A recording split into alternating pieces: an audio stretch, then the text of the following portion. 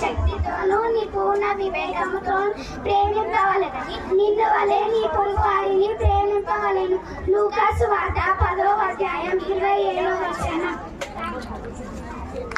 అక్కడ కూర్చో కూర్చో. మేము రెండవ రోజు నేర్చుకున్న పాఠం పేరు శాంతికి వారసులం. సంతత వాక్యం. నీ దేవుడైన యెహోవాను నేను భయపడకుము, నేను నీకు సహాయం చేసేదనని ఒకసారి మైక్ అట్టి కూడా పెట్టు.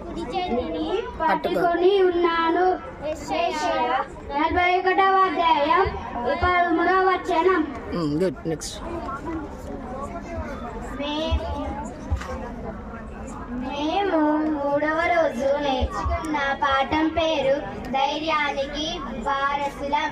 కంటత వాక్యం.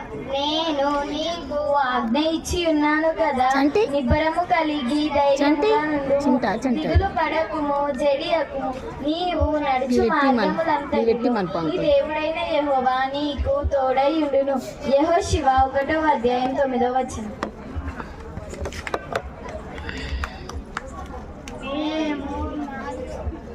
మేము 4వ రోజు నేర్చుకున్న పాఠం పేరు దేవుని కృపకు వారసులం. కంటత వాక్యం. కనుక మనము కనికరింపబడి సమయోచితమైన సహాయము కొరకు కృప పొందినట్లు ధైర్యంతో కృపాసనము వద్దకు చేరుదాం. ఎబ్రీయులకు రాసిన పత్రిక 4వ అధ్యాయం 16వ వచనం.